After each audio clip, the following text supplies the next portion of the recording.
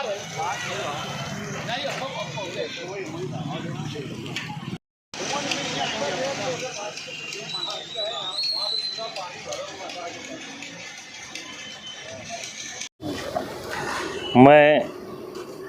आपके न्यूज़ के चैनल के माध्यम से ये बताना चाहता कि हसनपुरे के कुछ लोग, इब्राहिम भाई, नदीम भाई, बीर भाई, ऐसा बहुत सारे नौजवान कल मेरे पास आए थे रात में 9-10 बजे, और उनका एक डिमांड था कि भाई वहाँ मुर्तुजा मस्जिद है और मस्जिद के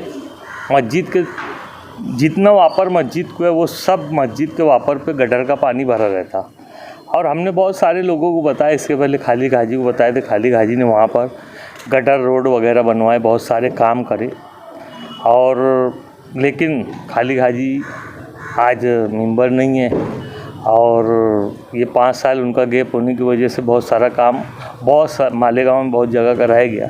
बहरहाल हसनपुरे के लोगों को ये लोग आज मुझे 3 बजे बुलाए थे, मैं 3 बजे आज गया और वहाँ देखा बहुत ख़राब सिचुएशन थी। आपके कैमरे में वो सिचुएशन है, आपके चैनल के माध्यम से आप लोगों को बताना, और लोग देखेंगे कि मालेगांव में अभी भी ऐसी झोपड़पट्टी है जहाँ पूरा गटर का पानी बगैर बारिश का भरा रहता, यानी फुल धूप काले में भी अगर ऐसी कंडीशन रहती है तो ये मालेगांव के लोगों के लिए बहुत शर्म की बात है कि हम जो मस्जिद और मीनारों का शहर बोलते हैं और एक मस्जिद की ऐसी कंडीशन है वहाँ नमाजी जाने की जगह नहीं है, और वहाँ के नगर सेवकों ने, मैं आपके चैनल के माध्यम से बोलना चाहूँगा कि वो नगर सेवकों ने वहाँ कुछ करे नहीं।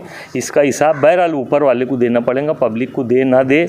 पब्लिक का एक रुझान है मालेगांव शहर में कि वो 2 गुट में बटे हुए हैं और वो उनका मानना ऐसा है कि तुम कुछ मत करो, हम तुम्हारे साथ है। बहरहाल ऐसी मस्जिद देख के वो लोग जो ये बात का नारा लगाते हैं कि तुम कुछ मत करो, हम तुम्हारे साथ है, उनके लिए ये सबक है कि हसनपुरे की मुर्तुजा मस्जिद जाके देखे और वहाँ की कंडीशन देखे कि वहाँ नमाजी कैसे अपने घर से मस्जिद तक पहुँचता है।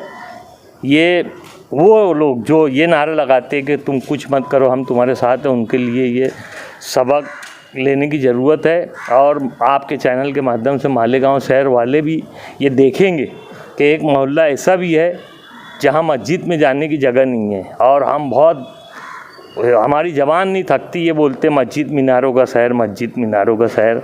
मस्जिद मीनारों के शहर में ये हाल मस्जिद का है। अब ये कौन बताएगा किसको। मैं आप लोगों से गुजारिश करता हूँ, आपके चैनल के माध्यम से गुजारिश करता हूँ कि आप लोग ये मालेगांव शहर वासियों को बताओ।